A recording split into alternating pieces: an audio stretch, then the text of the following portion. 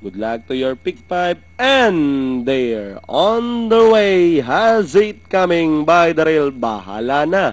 Pay to see in between runners. Then on the outside, Don Alejandro running alongside Gray Magic. Live in Manila is running by the rail, then followed by Interceptor, and Be My Baby is the early trailer as they round towards the 3/4 mile pole. Now we have Don Alejandro takes command running alongside Gray Magic, then by the rail is Pay to See, running by the rail fourth is Has It Coming, dropping back in Peep is Live in Manila, bahala na third last, second last, Be My Baby and Interceptor.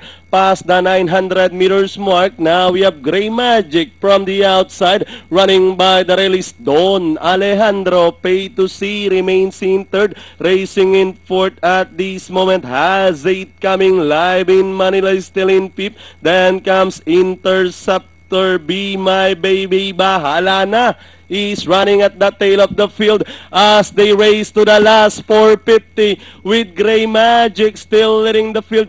Don Alejandro remains in second. Pay to See moving up on the outside as they turn for home. Gray Magic running at the center. Don Alejandro, Pay to See, Live in Manila, Interceptor, Be My Baby.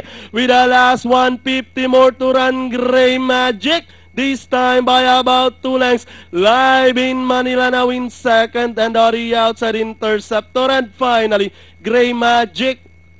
Second close between Be My Baby, Live in Manila. Then comes number 5 Interceptor, Pay to See. Bahala na Don Alejandro and Has It Coming.